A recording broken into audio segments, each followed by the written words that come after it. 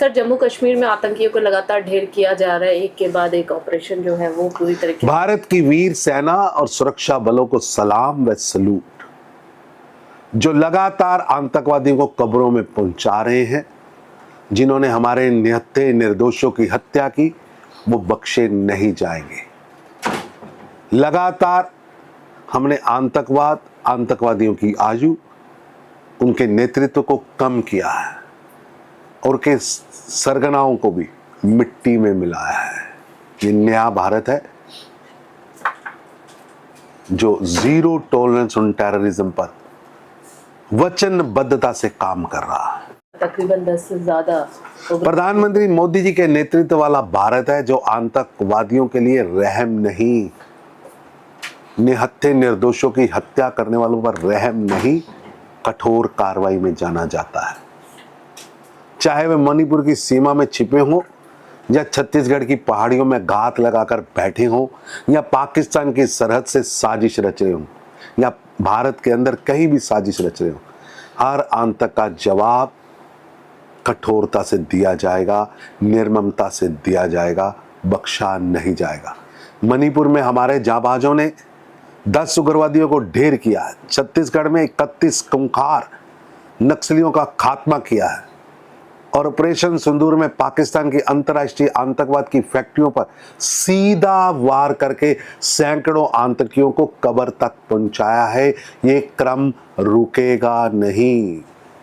प्रधानमंत्री मोदी जी के नेतृत्व में भारत आतंकवाद को बर्दाश्त नहीं करता, ना देश में ना सीमा पर। हमारे सैनिकों की बंदूकें अब केवल जवाब नहीं, न्याय का स्वर बन चुकी हैं। आतंकी जहां होंगे वही मारा जाएगा। ये जीरो टॉलरेंस की नीति है और यही नया भारत है। सर, जिस तरीके से जयराम रमेश लगातार सरकार पर एक के बाद एक कह रहे हैं कि पीएम जो है वो जवाब नहीं दे रहे हैं और डिप्टी सीएम अपने एनडीए राज्य के बुलाए जा रहे हैं, बाकी अन्य को नहीं बुलाया जा रहा है। इस तरीके के जो सवाल लगातार उठाए जा रहे हैं, आखिर अन्य सीएम के से क्यों नहीं, कर्नाटका हो या फिर बंगाल के हो, जवाब उनको भी तो सुनना है, ये इस मीटिंग में होना चाहिए। और तमाम जो सवाल, विरोध और भ्रम का खोखला खेल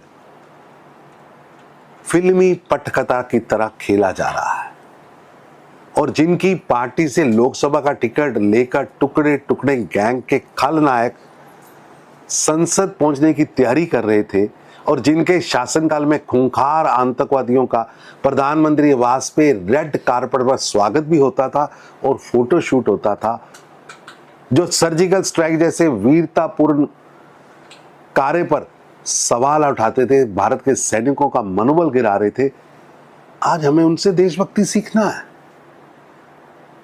ये वही लोग हैं जो पूरे देश में आर्टिफिशियल भ्रम, आर्टिफिशियल भय का माहौल बनाकर जनता को गुमराह करने का और भारत की वीर सेना को और सेना के मनोबल को गिराने का काम कर रहे हैं।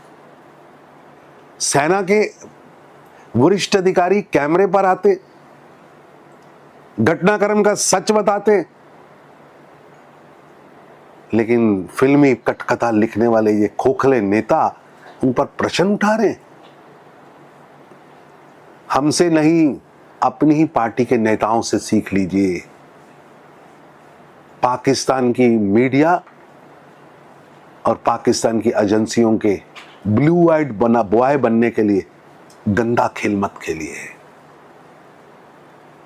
पर नेहरू गांधी परिवार की महापरिक्रमा में डूबे हुए